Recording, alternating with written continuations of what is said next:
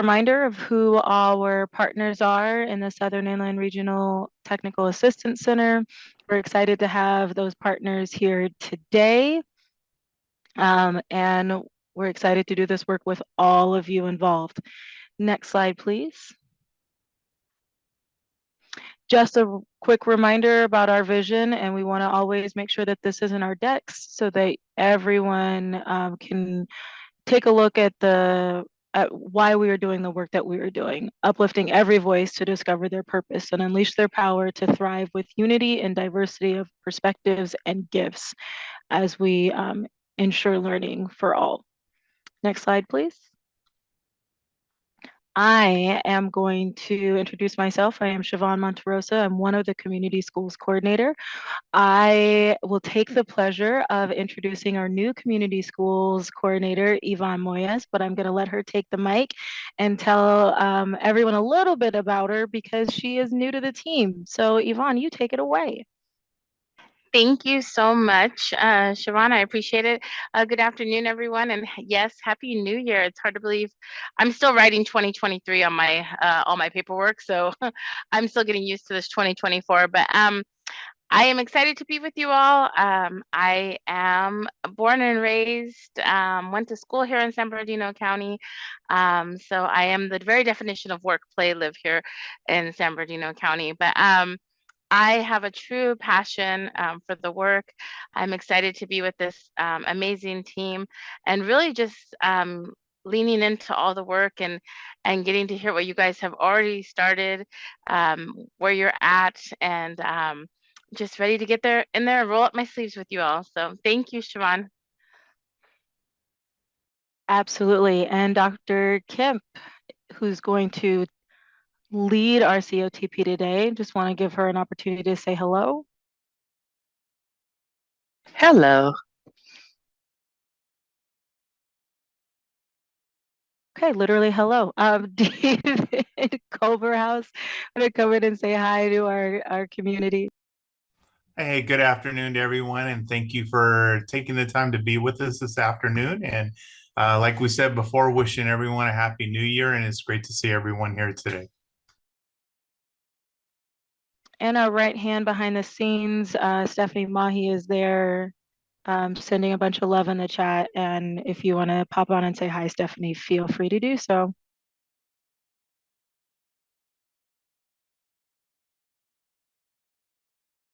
Okay, and our director, Jennifer, is also on the team. Don't forget about her, and she may pop in later. Next slide, please. Our agenda for today. Our topic today is predominantly around the community schools partnership program implementation plan and the capacity building strategies that help execute the work that we're doing and the overarching values that are the foundation of why we're doing what we're doing. So Dr. Kemp is going to facilitate a practical conversation around those topics. And she will open us up and I will close this out. So without further ado, I'm going to hand this over to Dr. Kemp. Now we'll say hi a little bit further. Hello, and thank you for coming out to our community of transformational practice today. We are excited to have you here, and we really hope that the information provided will help you through the year when it comes time for you to turn in your community schools implementation plan. Next slide, please. So before we start, we always have our welcome ritual, just kind of get an idea of how everyone is feeling today. So looking at this awesome scale of just all these beautiful faces of these sweet little animals, how are you feeling today on this scale? Please drop it in the chat.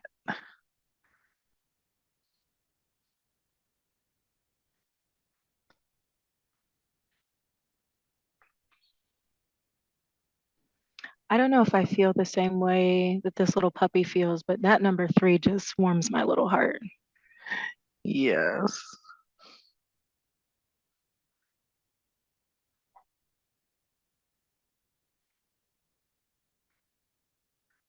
I see some 6s coming in.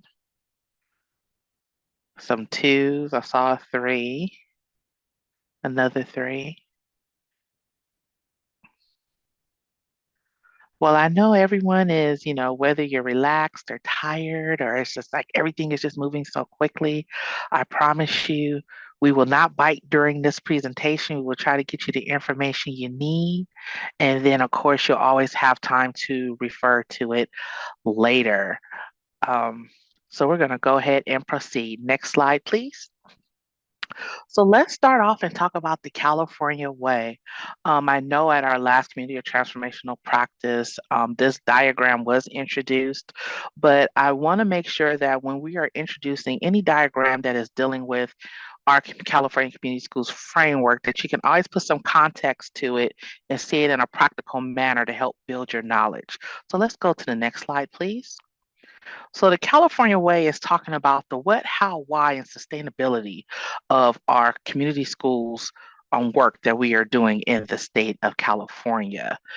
And we're going to break this down today in this presentation, the what, how, and why.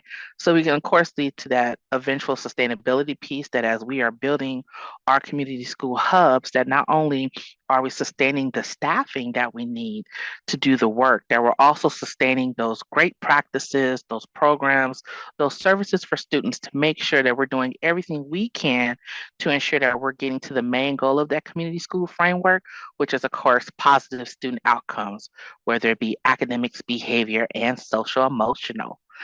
Next slide, please. So for today, this is going to be our presentation. We're going to talk about the what of our community schools implementation plan. The goal of the plan is basically to outline those steps that are going to get us to that positive outcome of student learning. So again, this plan will outline the strategies, the steps, the goals that you need to address based on the priorities that came from your needs and assets assessment that you did previous this year or that you're in the process of doing, depending upon what cohort that you're in. So if you're planning cohort 1, you're working on your implementation plan for the implementation grant application. If you are implementation grant cohort 1 and 2, you're starting to look at your implementation plan to turn in at the end of the year.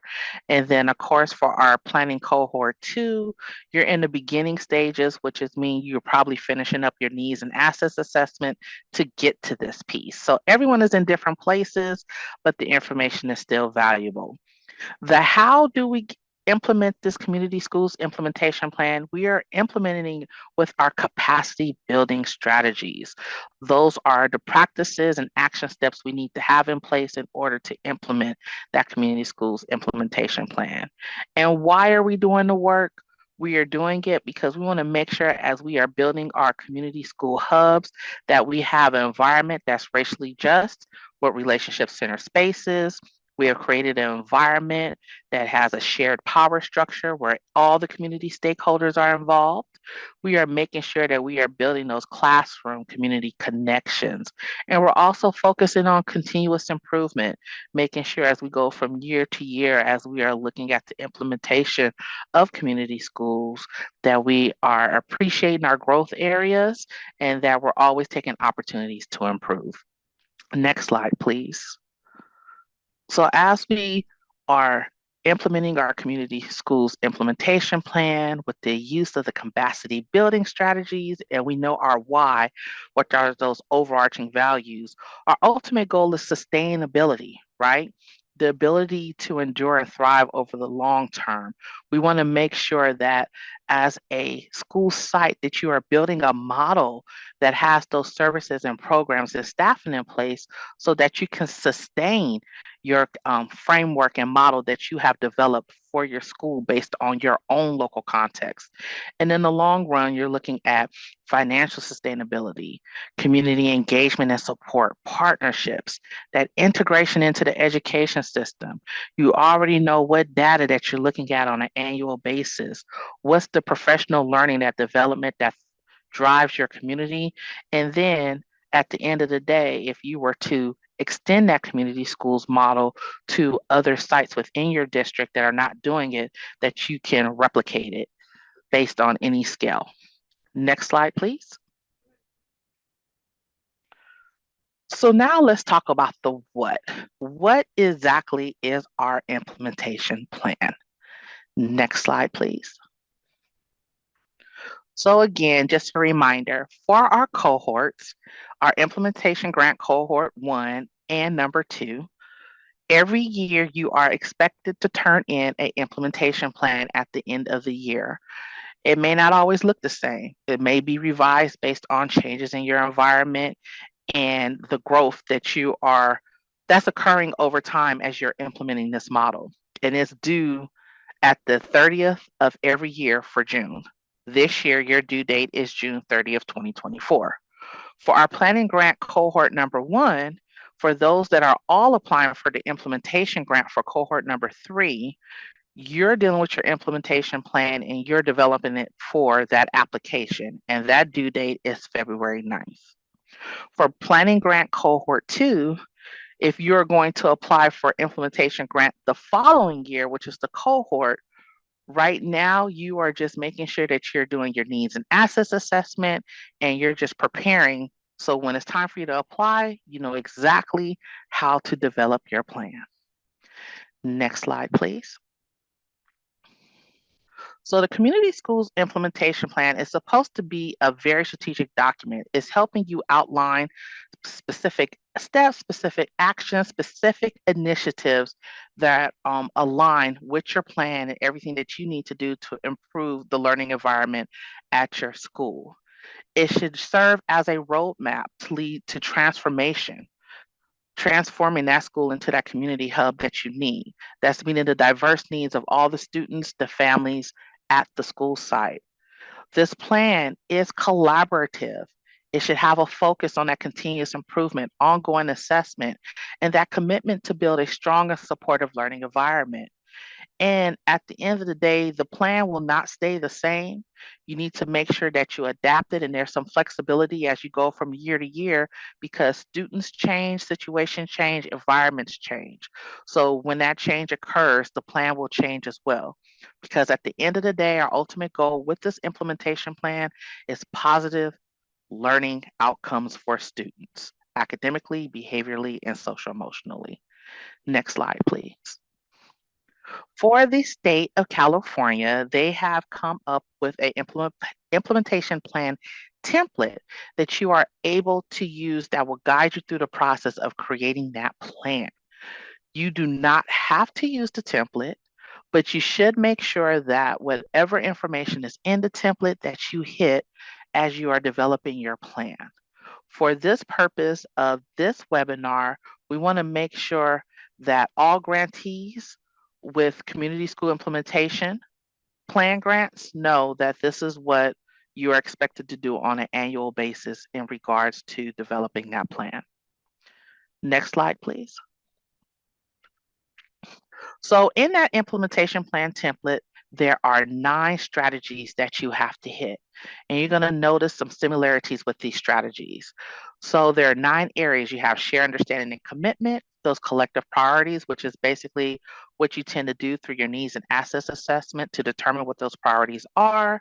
You have collaborative leadership, coherence, which is that policy and initiative alignment, staffing and sustainability, strategic community partnerships, professional learning, centering community-based curriculum and pedagogy, and progress monitoring and possibility thinking.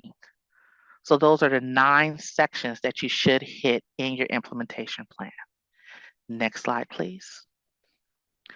And if you notice, those sections of the implementation plan perfectly aligns to those capacity building strategies of which we spoke about earlier, the how you're going to implement your implementation plan. So we're going to go over what do these capacity building strategies look at the transformational level. And that's the highest level of when you are implementing your school into that community school hub. These are things that you would have in your environment based on those capacity building strategies, that how piece. This is how it looks in action. Next slide, please. So now let's get into the how. How do these capacity building strategies look in action? Next slide, please.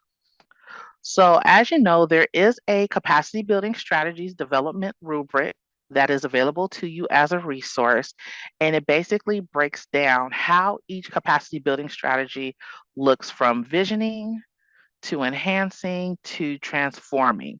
So, the three different levels that you have for your capacity building strategy. In the long run, we're trying to get to that transformational level. That means it is happening. You see it through the actions in the environment, that each one of these strategies is being implemented, which means that you are building that community school hub that you are transforming your school site into. Next slide, please. So our first, excuse me, capacity building strategy is shared understanding and commitment. And based on a rubric, you see that at the transforming level, everyone in the school environment has an understanding of what you are committed to as a school site. What is our vision? What are we reaching for? What are those outcomes that we're looking for in the students? So examples at the transformation level of how that look, collaborative goal setting, which means teachers, parents, administrators, community members, they are all engaged in setting goals for the school site. You have parent-teacher collaboration for student success, which means our parents and teachers are actively communicating at school and at home, and they both have an understanding of what is needed for student success. Community-driven extracurricular programs. So your community actively participates in the development and implementation of extracurricular programs. Especially this is important as you're trying to find ways to engage your community partners in your community school hub. And last, there are shared resources for holistic support. So everyone at the school is aware of what are those resources that we need to ensure the success of our students. And we all understand and have a commitment to making sure that everyone is aware and we're all implemented it in the same manner. Next slide, please. Our second capacity building strategy is collective priorities, which is setting goals and taking action. And this is the part where we are making sure that we are assessing the needs of our environment to ensure what we need. So, how does this look in action at the transformation level? Well, we're making sure that we definitely have family and community engagement. We're making sure that we're assessing the needs of our families. What are their strengths? What are things that we're already doing well to provide support? And what are the things that we need so we can make sure that we're engaging them? And your collective priority is basically once you get your information on those needs and what's going on, you're able to identify priorities to ensure that family and community engagement is occurring. You may want to assess those mental health and well-being initiatives as we're taking time to make sure that we're meeting the mental health needs of our families. So you may want to conduct a needs assessment to determine what programs do we already have that are working well and what programs do we need, because we realize that identifying mental health is a collective priority for our school site. Community health and nutrition programs. So you want to make sure if we have a priority that we need to make sure that we have health and nutrition programs for our school, that we are doing an assessment to make sure where are we meeting our students at now, what are we doing well and what those needs are. And then last, and this is mostly going at the secondary level, for college and career readiness. That's really huge right now at all of our secondary schools. So what are we doing to make sure that we are preparing our students to ensure that they're college and career ready, because this is a priority for us. So I'm going to go ahead and stop, and we're going to go ahead and just have some conversation about the first two um, capacity building strategies. So as a school site currently, as you guys are going through the process with your grants, what has been areas that have worked well for you in this area? You can raise your hand or put it in the chat, because I think it's very important to see what are we doing in regards to the needs assessment. How are you able to assess your current environment now to determine what those priorities were? You may put it in the chat. You can raise your hand.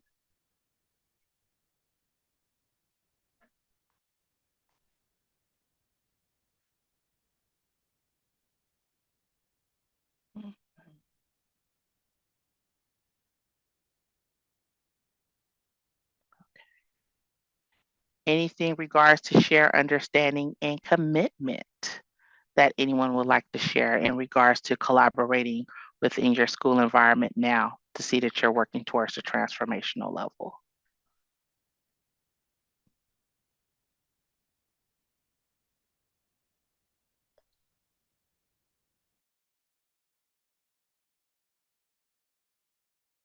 I see in the chat that creating a student advisory council to discuss what students want or need at school.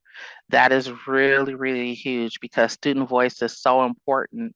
And during this process, as we work with lots of districts, we're noticing that one of the parts that they're trying to make sure is that you have student voice. Um, in the chat, there's also working closely with the administrators. Yes, it's very, very important that we're all working together everybody at all different levels to make sure that we're engaging our environment the way we are doing. Celebrating administrative collaboration. That's very, very important. Again, this is the community schools framework is not meant for people to implement in silos. It is a very collaborative process, and we need to make sure that we are all working together. Another one in the chat, we make sure that we provide various avenues for our community to share. Yes, through different multiple modalities to ensure a variety of voices are heard. That is extremely important, especially during the needs and assets assessment. We have to make sure that we hear all voices because not only are we trying to make sure we're meeting the needs of our students, we have our families, we have our community partners that are involved, and we just want to make sure that, yes, everyone has a space at the table. Lauren Wiley, they utilized the LCAP to guide specific needs assessment questions from the whole child supports inventory, which was sent to admin who collaborated with their school sites.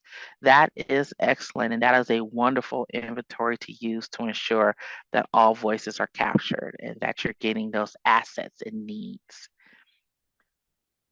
Cohort 1 met with cohort 2 coordinators. Awesome. So again, collaborating across different grant cohorts. That sounds amazing. Thank you, you guys, for that. That's greatly appreciated. You can always put it in the chat. We're not afraid to read it, and you can use your voice as well. We love to hear from you. Thank you.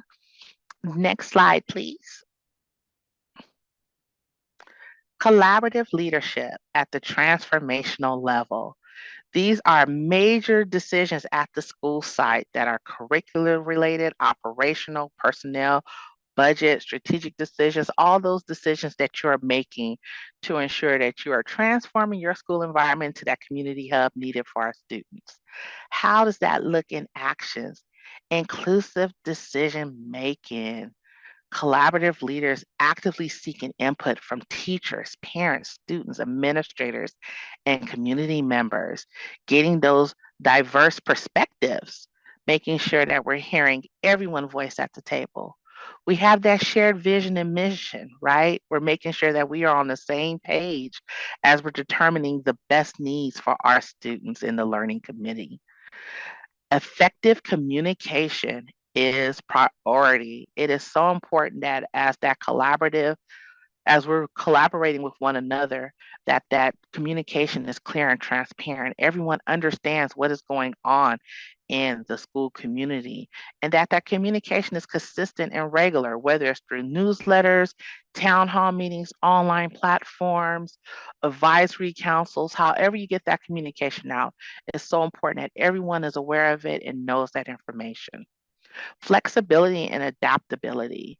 You have to be open to feedback. As you go through this collaboration process, we are not always going to agree. There are times where we're going to go back and forth and just have those discussions to get on the same page.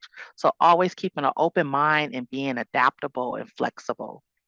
Responsive to community needs. So as we're working together, are we meeting the needs of that environment? So when we're talking about collaborative leadership on the transformational level, these are actions that you should see within your community school hub. Next slide, please. Our fourth strategy is coherence, policy, and alignment. And this is when you are actually taking that time to look at your LCAP. to look at your single plan for student achievement and what other strategic plans that you have for your school site, and making sure that those initiatives that you're already working on align with the community school plan, that implementation plan that you are trying to develop. And how does that look? That community input during plan development, making sure you're bringing those all stakeholders to the table to discuss how do we set this plan up and does it align with our LCAP and our SIPSA? We're aligning academic and community goals from those, the LCAP and the SIPSA, just to make sure that everything is aligning with our community school strategy. We're looking at how are we allocating funds? Can we allocate funds in a way that not only support our single plan for student achievement, that support the LCAP that's coming from our district, but it also supports the community schools implementation plan that we're trying to develop. Joint evaluation and reporting, making sure that everyone has their eyes on what's going on and that we are constantly monitoring the progress. Data-driven decision making. We're not just making up things to go on there. We are doing it based on the data. So data from your needs and assets assessment, data that you collect throughout the year that may come from your California dashboard, social emotional assessments that you're doing, PBIS assessments that you're doing, any data that can help make sure that you are developing this community schools implementation plan. And last, collaborative professional development, making sure that you're offering professional development that is relevant to the priorities and the goals and the mission and vision of your school. So I'm going to stop and we're going to ask, what are everyone doing in these areas, especially in policy and alignment? Has there been any struggles, any challenges? What are you doing that's really assisting you with making sure that you are working smarter, not harder, and that we're aligning these goals that are in our LCAP and our SIPSA to our community school implementation plan? Has anyone have any best practice or any strategies that have worked for them? You can drop it in the chat. You can raise your hand. We can call on you, however you prefer.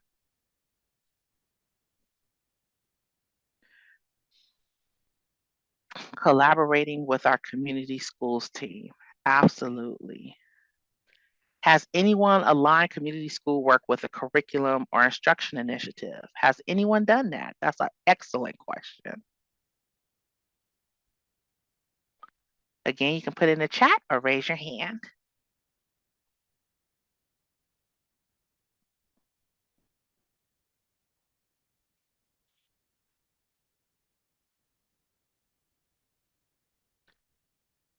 Seeing those through lines within our system creates deeper alignment across those systems. Absolutely. Collaborating with admins so our community school goals align with the SIPSA. Yes, that is so important because when you're progress monitoring for the SIPSA, at the same time, that allows you to progress monitor for your community school goals. So that is excellent. Okay, next slide, please. One more, we have working with the leadership team to plan and coordinate classroom activities to increase student engagement. That is excellent. Yes. Thank you, Chelsea, for sharing that. That is awesome. The next strategy is staffing and sustainable resources. And over time, you are hoping that your implementation plan that you are developing for your school site will have some sustainability, that you're not only sustaining how you're going to fund key positions, but you're also looking like how are you going to sustain practices and programs and services that have helped you. So some examples here of how it looks at the transformational level is professional learning communities, establishing professional learning communities where teachers are actively engaged, ongoing data, professional development, sharing best practices. This is a ongoing practice and strategy that you are using consistently throughout the year from year to year. And in funding part, making sure that you're allocating those funds so that teachers can attend those professional developments and foster a culture of continuous improvement, right? Because you do have to set aside money for that. But at the same time, it's more than funding, it's also sustaining that practice. Community liaisons and family engagement coordinators. We know during this process, one of the things is you hire key roles to assist with the implementation of community schools. So when you are hiring these community liaison and these family engagement coordinators and community school coordinators, you're making sure that their roles fit those needs that you are looking for as you're transforming your school site into a community school hub. And at the same time, once your grant sunsets, that you already have a plan set up to make sure that you can continue to allocate money and funding for that salary so your environment doesn't lose out on such a key role and a key staff member that is so important. And extended learning opportunity specialists, hiring those specialists who help with those after school programs and those enrichment programs for that extended learning for our students, and making sure that excuse me, that is always being funded. And again, once the grant sunsets, are we already making sure that we're looking at different funding sources to make sure that we can sustain those roles? So when we're looking at staffing and sustainable resources, yes, funding is important, but programs and services are just as important when you're transforming your school to that community schools hub. So we're going to stop here and see, because this has been a hot topic during the surveys and everything that we get in regards to sustainability. What are challenges, or what are anything that's working well in regards to sustaining certain practices that is going on in your current district or environment right now? Does anyone have business or CTA partners as a co-driver in your vision? You can put it in the chat, or you can raise your hand, either way.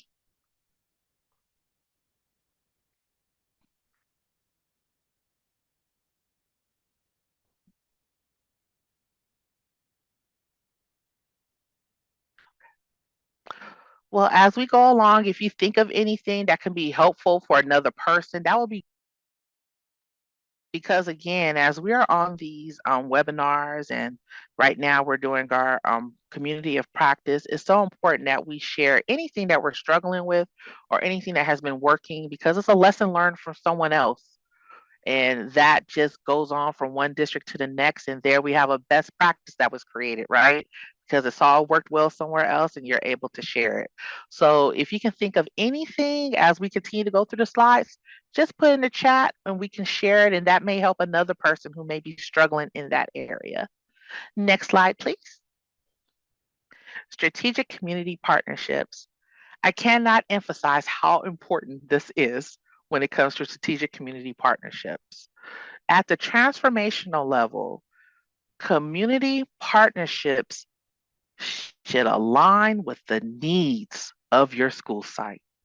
They should align with the priorities and goals of your school site. So, for example, if my objective is to provide students with real world exposure and career readiness skills, mostly like our secondary students that are in high school, I'm going to make sure that I'm going to partner with a local business that offer internships, that offer apprenticeships, that offers job shadowing opportunities. They come to the school environment. They'll provide lectures and career fairs for our students so they can see this is the route you may want to take, the real world exposure. So your partner should offer those opportunities. Again, that alignment.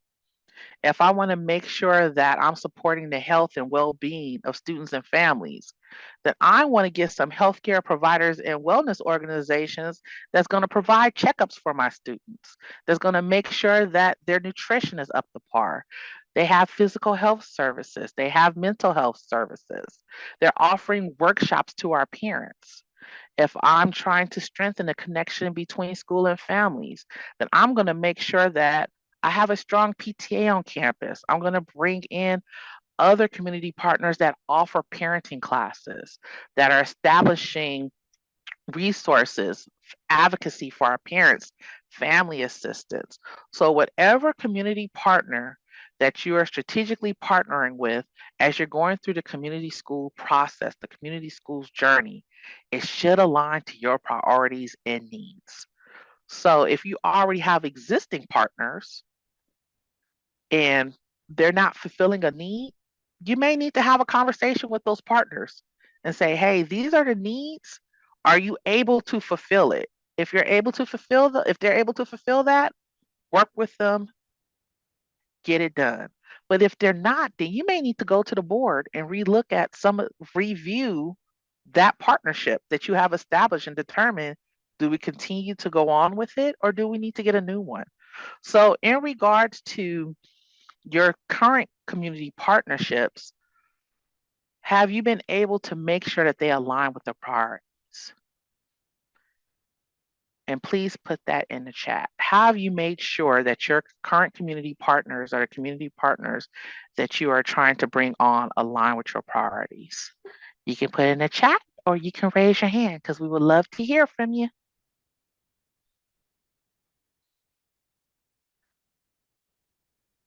Okay, so at Harupa, they have a great parent involvement and community outreach department that has supported community schools with partnerships. That is excellent. So let's see, interns from CBU to support in our wellness center. Mental health is a need. Thank you. Anyone else feel free to put in the chat. I love it. Interns, we have the parent involvement and community outreach department. Those are very, very essential to meet those needs that you have for your school sites. Excellent work. Again, please feel free to put things in the chat that can help someone else. Mutually beneficial relationships with our community partners lead to sustainability. We want to work with our community partners, businesses, parents, caregivers, students, teachers, etc. It's a two-way street. Yes, the relationships should be reciprocal. So if you have a community partner and you're asking them to fulfill a need, at the same time on that two-way street, you need to make sure that you take the time to find out what they do, how they do it, how do you provide that resource to your families, what is the proper way, that you have all the correct information if you're offering that community partner as a resource. And they need to be trained on what you do. You need to be trained on what they do. Again, that two-way street because it is a partnership. Next slide, please. Professional learning. We are always learning. The professional learning that you decide to do for your community hub, for your school site is very, very important. It should address the needs, the priorities of your school site that leads to positive student outcomes. So at the transformational level, you're looking at shared leadership structures for professional development, which means everyone is involved, teachers, administrators, parents, community members, and we're all looking for opportunities to what areas that we need to get professional learning on, whether it's cultural, whether it's strategies for making sure that our students are engaged, whether it's from motivation to making sure that our students are coming to school for those great attendance rate. It needs to be a shared leadership structure. Everyone has input to decide what's the best professional learning route for our school site. Community-driven professional learning workshops. So workshops that are put on by your community partners that engage the families, engage the students based off of the priorities and needs of your school site. Community embedded professional development days. So there should be days that are already embedded into the school year where you have set aside time for professional learning. It's intentional, not only for teachers, but for students and for parents, families, and your community partners benefit from those professional development days. Yes, you're their community partner, but they don't work at school sites like you do throughout the whole day. So they should also continue to get that continuous professional learning so they know what's going on at your school site. Are there any districts on the call that have this, they got this, they have established a well-versed professional learning environment at their school? or any current strategies that they're using to enhance their professional learning at their school site. You can put it in the chat or raise your hand. We love to hear from you.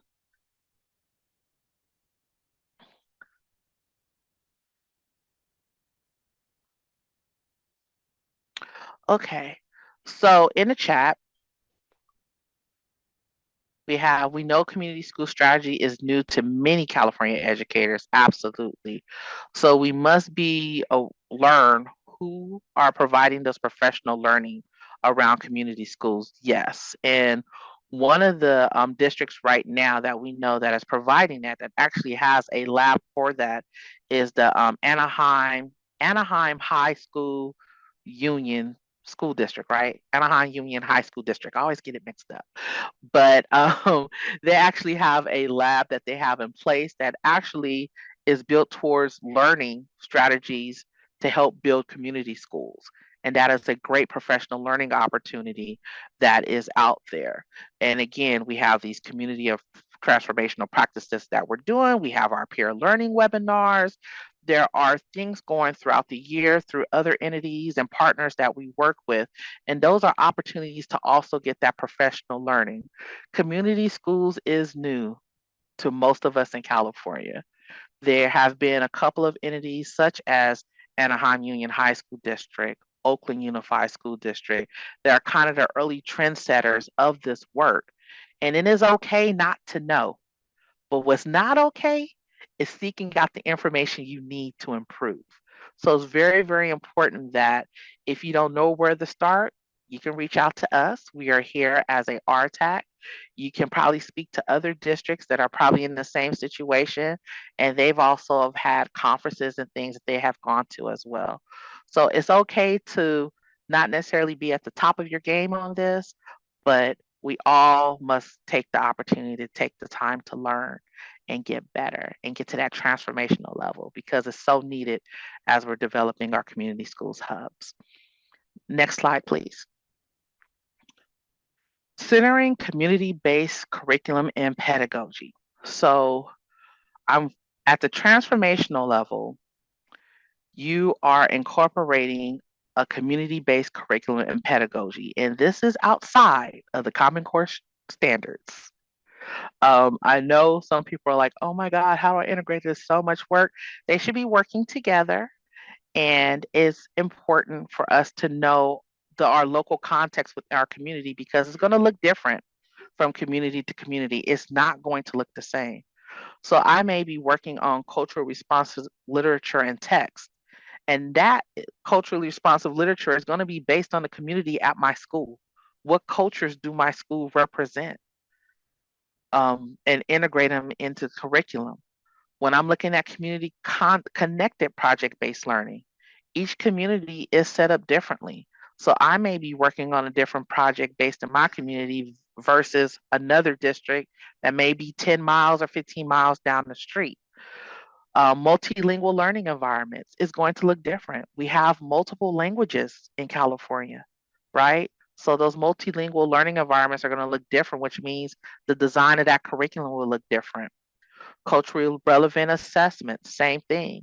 As you are utilizing culturally responsive teaching in the classroom and you're introducing students to text and other academic supports that are based on their cultures, the assessments are going to look different from school to school based on the culture of that school.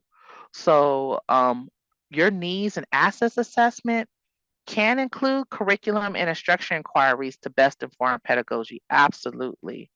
And as you see changes in the world around us, learning in our schools remind us that schools and learning are dynamic, not static. So yes, they may change from year to year because communities change, cultures of schools change. But the main thing is to make sure that as you are implementing this strategy that is based on the local context of your school environment. Next slide, please. Our last strategy is progress monitoring and possibility thinking. That ongoing continuous improvement that you have implemented into your community school hub on a regular and consistent basis. How are you setting up your system for regular academic achievement tracking? What kind of reports are you using to let the students know, the parents know, our community partners know what's going on academically with our students? How are you monitoring attendance and engagement? How do you make sure that students are engaged in the classroom and that they're attending? What reports are you using? What data are you doing? What's your system? Health and wellness assessments. How do we make sure that our students are coming to us healthy and well? What are you doing to assess our students to ensure that they're mentally healthy, they're physically healthy?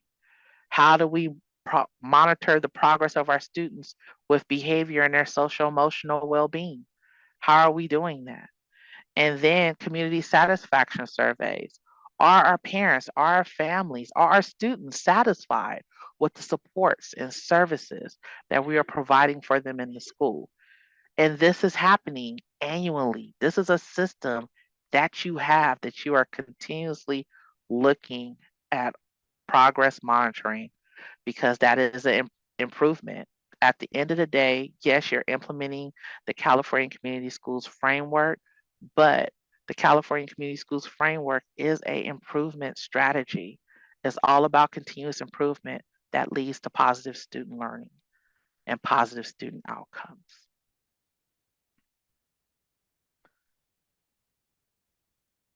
The why. So as we're looking at our why, we have our 4 overarching values, which is the why of the California Community Schools framework. So being racially just centered learning spaces, shared power, classroom community connection, and a focus on continuous improvement are our overarching values. Next slide, please. So if I'm looking at examples of what do racially just relationship centered spaces look as we have our Y in community schools, it's ensuring that we have a diverse curriculum, that culturally responsive teaching is occurring. We have multilingual support for families who speak languages other than English. We have student-led initiatives.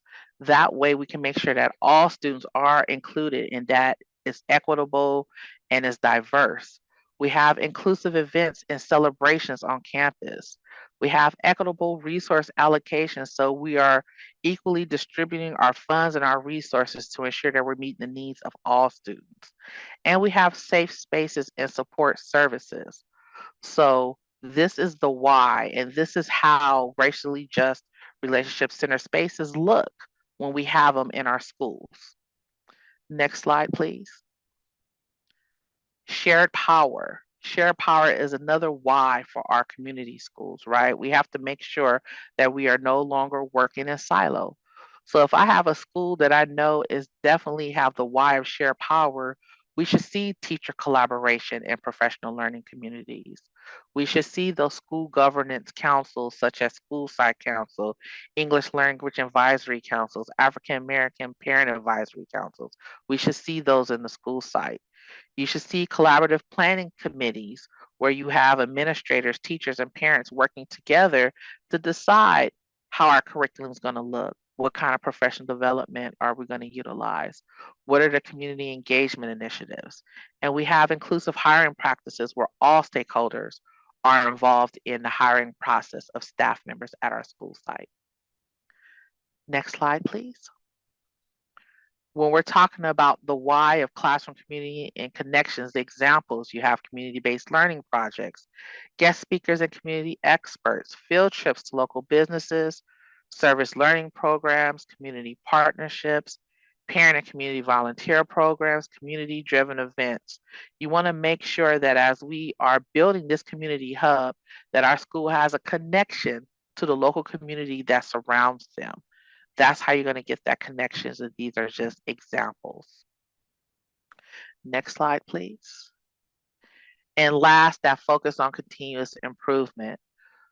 We need to make sure that we are doing everything we can through data-driven decision making, that we are using improvement cycles such as plan, do, study acts, where we can break down certain things in our environment that may not be working well, but we do want to improve on them. Next slide, please. So that was a lot of information in 45 minutes. And it's information that you do need. As you are really trying to build your implementation plan, it's very, very important that you see what are the outcomes that we're trying to get to at the highest level. And the highest level of when we are implementing community school hubs, we are at the transformational level. We are transforming our current brick and mortar to that community hub where our students can come to school and have those barriers removed that's preventing them from learning, and they get those positive student outcomes that help them academically, behaviorally, and social emotionally. If you have any questions, you can ask or feel free to put it in the chat. There are some resources that are being shared in the chat right now. There is a resource page through CDE for continuous improvement resources. The link has been shared for the resource guide for the capacity building resources, which again is very, very important as you are developing your community schools implementation plan. Next slide, please. And I'm going to hand it back over to Ms. Siobhan. As everyone starts to think about what they got out of today's conversation, what practical strategy or example resonated with you, please jump into your emojis and choose a heart, a spade, or a club, or a diamond that represents what you're walking away from today's session with. The 9 capacity building strategies that were shared and all the examples that come with them and all the values. And then the 4 overarching values. Are you walking away with a gem? Do you have a new idea? Did somebody drop something in the chat that touched you? I know when I saw the Student Advisory Council for the 7th and 8th graders, I wanted to jump in and cheer. When we're centering students' voices, that is my happy place. So I'm throwing a heart out to that comment that was in the chat. A club, is there something that has helped you grow? Do you have a new thought or idea from the capacity building strategies or the overarching values? And there are a lot of spades. Are those spades? My there are a lot of spades popping up in the chat, and a diamond for a gem of wisdom you're taking from the workshop, and a number of clubs popping up, something that helped you grow a new perspective. So I'm glad everyone's taken a moment to pause and think about, hey, this is what I'm walking away with. And as we move to our next slide, Stephanie, I'd like you to take that reflection and put it into our participation feedback. We really want to hear from all of you. And if you're walking away with gems, but still having lingering questions, we want to hear about that. If you're walking away with something that touched you and then that sparked a question, or you wish you would have gotten something, we really appreciate you clicking the link or taking a scan of that QR code and providing us with the feedback so that we can continue to meet the needs of our STAC. So I'm going to leave that there for a moment. And while we are here, I'd like to invite everybody to invite your leadership, your district level leadership, your site level leadership, your coordinator leadership teams to our peer learning webinar next week on January 17th, where we'll be having a conversation with Anaheim Union High School District's assistant principal around visioning and leading. He's going to come in and talk about some of those systems that are in place in their organization that has led to the work that they've done over the last 8 to 10 years. So as we mentioned, and Dr. Sanford is taking her team over there, we're actually going to have their assistant superintendent come and share a bit of that and what you may see when you go on a visit there. So please come see us January 17th. And if you need that link, we'll send it out with the resources. And speaking of resources, the last slide, when we send out this deck, we'll have a resources of a number of examples to support your implementation plan. As Dr. Kemp mentioned, it is due June 30th for cohorts 1 and 2, and then our planning cohorts who are applying for implementation, you will include your implementation plan as you apply February 9th for the implementation grant. And then last but not least, if you need any of us, please send us an email at ccspp@sbcss.net. And we're going to increase our activity on Twitter, now X. And if you need to hear any of our voices, you just call us. We're very happy to have you all here this afternoon. We will stay on for another 30 minutes to answer any burning questions that you have as you are planning or implementing. Other than that, you guys have a great afternoon. And just to add, yeah, definitely invite anyone you would like to be here next week with Jaron Freed, who is the assistant soup of Anaheim Union. He is incredible energy. I sat through a lot of sessions with him with Michael Fullen through CSLA, 21st century or 21st CSLA, and he is awesome. So you don't want to miss that. So make sure you invite people who you think, your assistant soups or superintendents, have them come and join us.